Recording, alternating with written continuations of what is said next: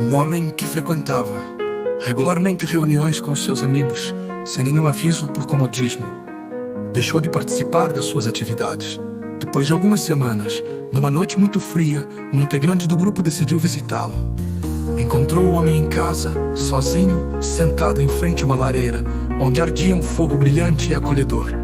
Adivinhando a razão da visita, o homem deu-lhe as boas-vindas e convidou-o a sentar-se junto à lareira. Em seguida, fez-se um grande silêncio. Os dois homens só contemplavam a dança das chamas em torno dos troncos de lenha que crepitavam na lareira. Após alguns minutos, o visitante, sem dizer nenhuma palavra, examinou as brasas que se formavam e selecionou uma delas, a mais incandescente de todas, retirando de um lado do braseiro com um alicate. Voltou então a sentar-se. O anfitrião prestava atenção e, em pouco tempo, a chama da brasa solitária diminuiu, até que só houvesse um brilho momentâneo e o fogo apagou-se.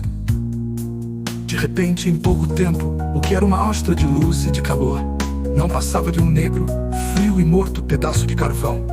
Poucas palavras tinham sido ditas desde a saudação. O visitante, antes de se preparar para sair, pegou o alicate e retornou o carvão frio e inútil e colocou-o de novo no meio do fogo. De imediato, a brasa voltou a acender-se, alimentada pela luz e calor dos carvões ardentes ao seu redor.